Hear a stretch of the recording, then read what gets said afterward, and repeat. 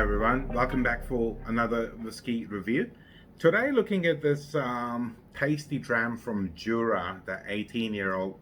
Now the bottle says in big words on it, travel exclusive, but it's been available for purchase in the New Zealand retail market for some time.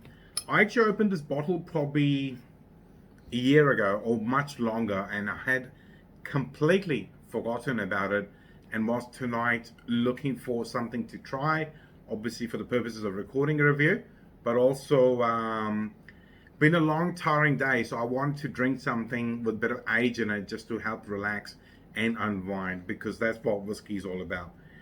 The 18-year-old is the top of the range that's available. I haven't, in New Zealand in particular, seen any Jura, the official distillery bottling. There might be some 25-year-old or beyond available in the other markets in States or in Europe, but 18 is as good as gets here.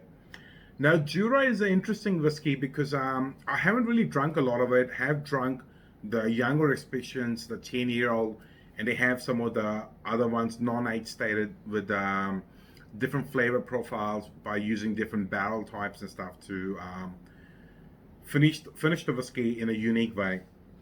The 18-year-old here is aged initially in ex-American oak casks and then finished in, say, it's Grand Cru Class A. Am I saying right? Class A? Was that classy enough? Barrique finish. And Grand Cru, I'm assuming something to do with French red wine. Probably not. French wine, some sort of French wine. I'm assuming it's French wine. And comes in this gorgeous cardboard box. Now, bottle at a very peculiar 42%.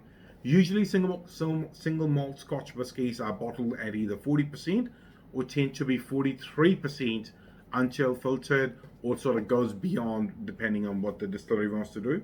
So 42% is quite peculiar, and let's see what's it like on the nose to begin. The whiskey itself, it is darker in color, but it's not overly dark crazy. Obviously no sherry casks have been used, so there's no sort of dark mahogany or maroon colors in here. It's got just a beautiful golden tinge to it in my Denver and Islay glass.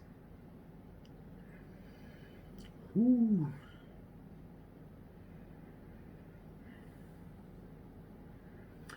Overall, quite sweet on the nose, very, very pleasing. There's hints of oak and maybe just a little bit of cinnamon, but not overly spicy. Not very, very fragrant on the nose overall. There's just hints of caramel, just a bit of caramel.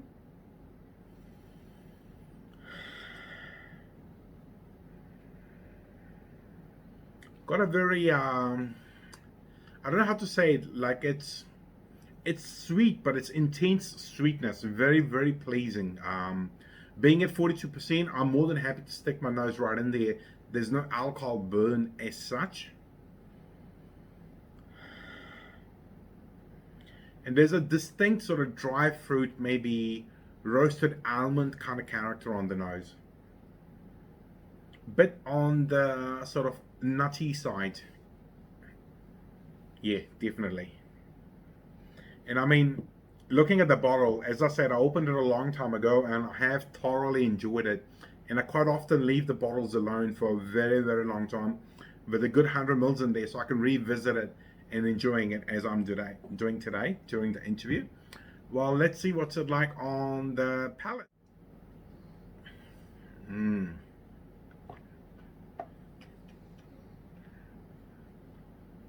Quite juicy. Again, the oak is there. You can tell it is an 18-year-old whiskey, and I guess in a way it helps because I have reviewed 5 back-to-back cask strength whiskies, which I don't necessarily drink anything else before when I do the reviews, and the alcohol from being a cask strength whiskey, it's an attack on the palate. With this one being at 42%, very mellow, very easing, very, very soft on the palate. The oaky, nutty character has carried on to the palate. The sweetness is there, not as rich as caramel, but there's just the very tiniest of hints of honey and vanilla lingering on the palate.